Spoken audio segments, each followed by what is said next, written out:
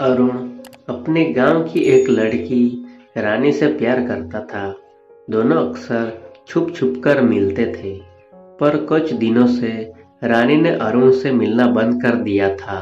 तो वह एक दिन उसके घर पहुंचता है और रानी से पूछता है, रानी, क्या तुम मुझसे नाराज हो? तो रानी बोलती है, नहीं तो फिर तुमने मुझसे अचानक बोलना बंद क्यों कर दिया? यूं ही, मुझसे कोई गलती हो गई हो तो बताओ, मैं माफी मांग लूंगा। ऐसा कुछ नहीं है अरुण, अब मैं सयानी हो गई हूँ, इसलिए लोगों को मुझ पर शक होने लगा है कि कहीं मैं गलत रास्ता ना पकड़ लूं। रानी ने उदास मन से कहा, जब से तूने मुझे अपने से अलग किया है, तब से मेरा मन बेचैन रहने लगा है। अरुण की बातें सुनकर रानी बोली, अभी तक हम दोनों में लड़कपन था, बढ़ती उम्र में जिम्मेदारियां भी बढ़ जाती है। दूसरों के कहने पर यह सब समझ में आया। तुमने कभी मेरे बारे में सोचा है कि मैं कितना बेचैन रहता हूँ?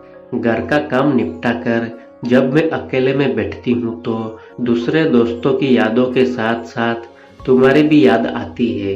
हम दोनों बचपन के साथी हैं। अब बड़े होकर भी लगता है कि हम एक दूसरे के हम जोली बने रहेंगे। रानी बोली, तो दूरियां मत बनाए रखो रानी, अरुण ने कहा। यह सुनकर रानी चुप हो गई। जब अरुण ने अपने दिल की बात कही तो रानी का खिंचाव उसकी ओर ज्यादा बढ़ने लगा।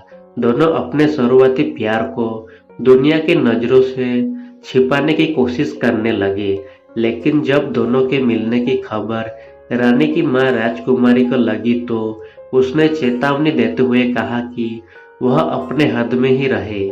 उस दिन से अरुण का रानी के घर आना जाना बंद हो गया, लेकिन मौका पाकर अरुण रानी के घर पहुंच गया। रानी ने बहुत कहा कि वह यहाँ से चला जाए, लेकिन अरुण नहीं माना। उसने कहा, मैंने तुमसे दिल लगाया है, तुम डरती क्यों हो? मैं तुमसे शादी करूंगा, मुझ पर भरोसा करो। अरुण अरुण प्यार तो मैं भी तुमसे बहुत करती हूँ, लेकिन जैसे अमीर और गरीब का रिश्ता नहीं होता, इसी तरह से ऊंची जात और नीची जात का रिश्ता भी मुमकिन नहीं।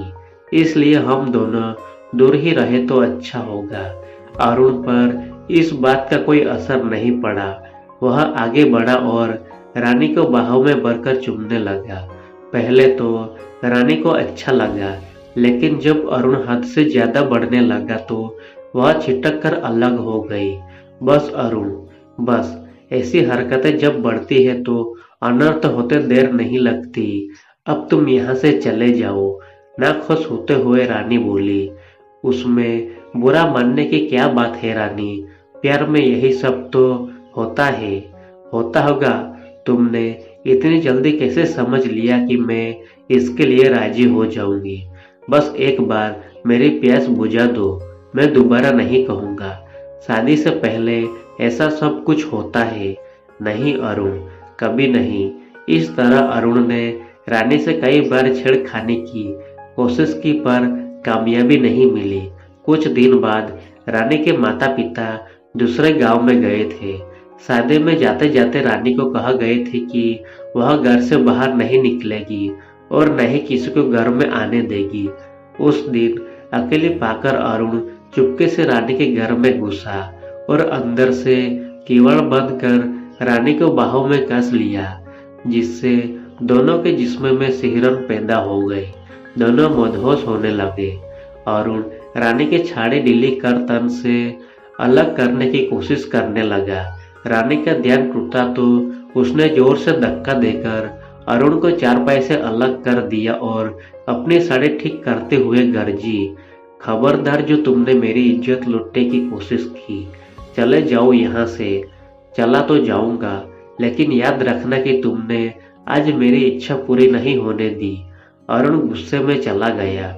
उसके जाने के बाद रानी की आंखों से आंसू निकल आए। माँ के लौटने पर रानी ने सारी सच्चाई बता दी। राजकुमारी ने उसे चुप रहने को कहा। रानी के पिता रामपाल से राजकुमारी ने कहा, लड़की सयानी हो गई है, कुछ तो फिक्र करो तुम, इसे मामूली बात समझती हो। आजकल लड़की निपटाने के लिए गांठ भरी ना हो तो कोई बात नहीं करेगा, भले ही उस लड़के वाले के घर में कुछ हो ना हो तो क्या। यही सोचकर हाथ पर हाथ धर बैठे रहोगे। भरोसा रखो, वह कोई गलत काम नहीं करेगी। रामपाल की दौड़ धूप रंग लाई और एक जगह रानी का रिश्ता पक्का हो गया।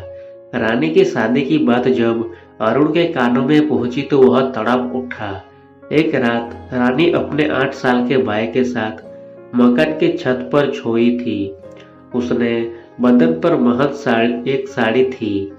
उसके बदन पर महज एक साड़ी थी।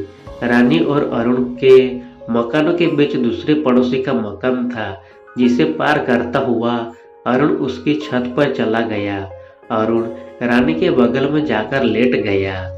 रानी की नींद खुल गई। देखा कि वह अरुण की बाहों में थी।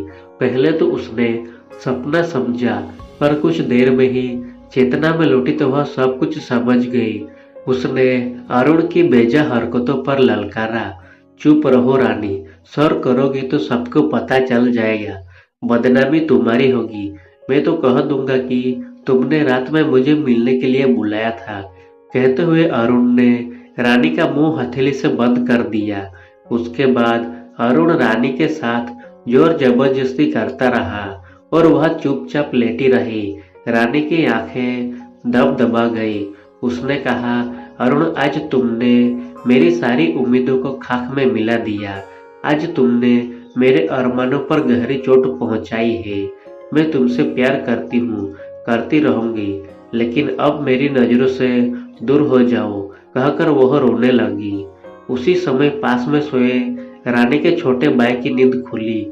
माँ माँ का सुर करते हुए वह छत से नीचे चला गया और वहां का देखा हाल माँ को सुनाया। दोनों चिल्लाते हुए सीढ़ी से छत की ओर भागे। उनकी आवाज सुनकर अरुण रानी को छोड़कर भाग गया।